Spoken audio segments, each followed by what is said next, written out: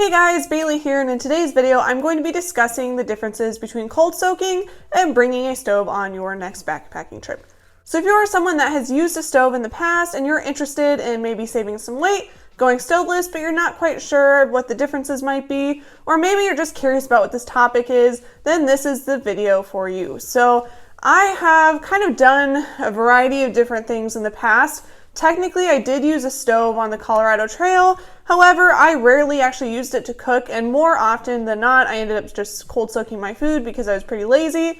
In comparison, on the San Luis Loop, I definitely heavily relied upon my stove in order to cook all my meals since I never went into any towns on that trip. I think that these different kinds of trips and different kinds of things I've done have given me a pretty good appreciation for both, as well as like the in-between. So that's why I kind of want to talk about the things that I like and dislike about both. That way it can help you guys make your own decision on what you would like to do. So before we dive into all those first though, I do want to kind of clarify what stoveless is or cold soaking is. So cold soaking is basically when you soak your food before, because you don't have a stove to cook it in. So since you can't like cook it over a fire or warm it up, you need to basically like let it sit in the water longer than it would if it was like hot water.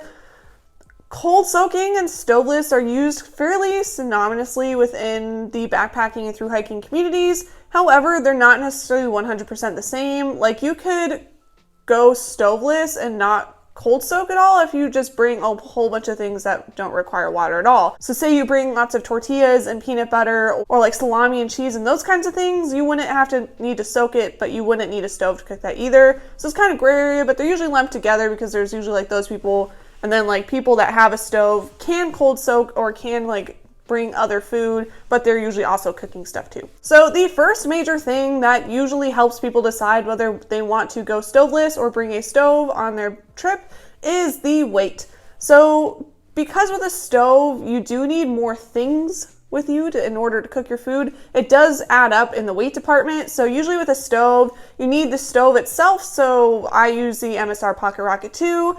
Then you also need the fuel. So if you use something like the Pocket Rocket or like the Jetboil, then you also need a fuel canister of isobutane. Then you also need the pot to cook in, as well as a fork, knife, or spork. So that's not like every stove option. Of course, people use like alcohol stoves or cook over a real fire or, whatever. There's other options out there, but usually it requires more parts. In comparison, if you're cold soaking, usually you still need a fork, knife, or spork. And then from there, it kind of depends on the person. Most people will use some sort of jar, like a Talenti jar, to soak their food in their backpack if you're going that route. Others might use like Ziploc baggies. Of course, it's not quite as good for the environment, so you usually have to use more of them. And then there's other options out there too of things to use that add on weight. So not everyone uses those, like little warming containers or like the Gossamer Gear crotch pouch thing. I don't know if you've ever seen that. They're kind of funny. But anyways, there's like different ways to make the system work that either have more or less weight. So it kind of depends on your system, but generally going stoveless is lighter weight than bringing a stove. So the second thing on my list to discuss is ease of use and or convenience. So both of them are kind of inconvenient or convenient, depending on how you look at it, in different ways. If you choose to cold soak, then that means that you're going to have to plan ahead for several reasons. The first being that you need to make sure you bring food that works to cold soak. So one time I ran out of fuel when I was backpacking and I had lots of pasta, and that does not cold soak well. So you don't want to bring foods that won't work, or if you do want to bring those kinds of foods, then usually you need to cook it at home and then dehydrate it. So that requires more pre-planning in advance. The other aspect of that is when you cold soak, then you need to make sure to set up your food a lot longer before you want to eat it. So if you're cold soaking something like rice, then you should probably start soaking it an hour or two before you are planning on eating lunch or dinner. That's not true for everything. Like couscous is really nice because it soaks pretty fast, whether it's hot water or not. So it just kind of depends on what you're bringing. And of course, if you are eating something that doesn't require water, then that's not an issue. On the flip side, if you are using a stove, then you don't necessarily have to plan several hours in advance, but once you decide to sit down and start cooking, it will take longer because you have to sit there and wait for your water to boil and then cook your food and all that kind of thing. So, like once you actually sit down, then it might take 10 or 15 more minutes than it would if you soaked your food several hours in advance. So as I mentioned, cold soaking does require a bit more pre-trip planning and thinking in advance.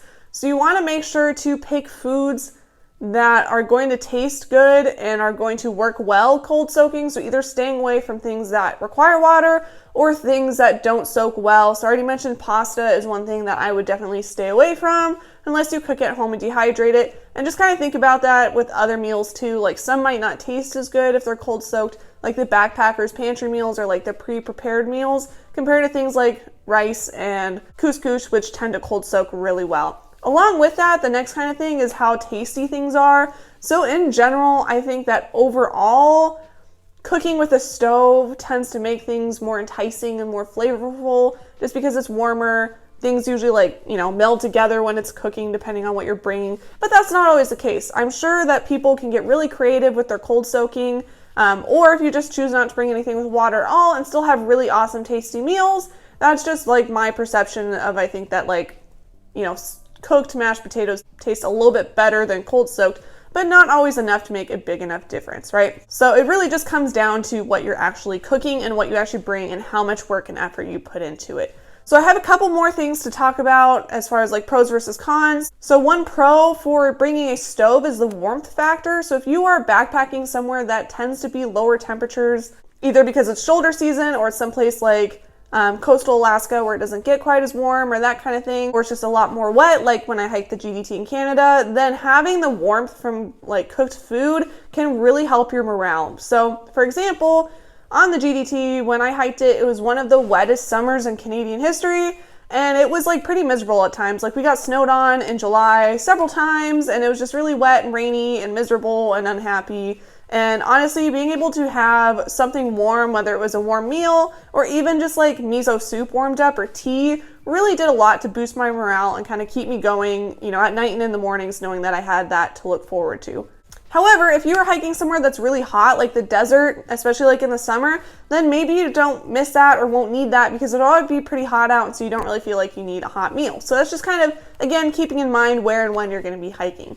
And then in favor of cold soaking or going stoveless would be dealing with fuel. So I had someone recently ask me a question in my MSR Pocket Rocket video about obtaining fuel in Canada right now with MEC being closed and a lot of other things being closed down. And that's a really good point, is that a lot of people this past summer had a really hard time getting a hold of fuel canisters, especially, because people were getting outside more and more. And then the other issue with that too is it's harder to ship fuel. It technically has to be shipped ground. You can't fly with it. And so that's definitely an inconvenience that you would have to deal with depending on the stove you're using that you wouldn't if you go stoveless. And even if you don't use a stove with fuel, if you choose to go another route and use like an alcohol stove, then you might not be able to use those stoves if there's a fire ban. So for example, in Colorado, we typically have fire bans pretty much every summer as like guaranteed. It would have to be a pretty epic snow year not to have one. And so in any stage 2 fire ban, you're not going to be able to use an alcohol stove. You have to use something with an on and off switch. So that's another pro for going stoveless.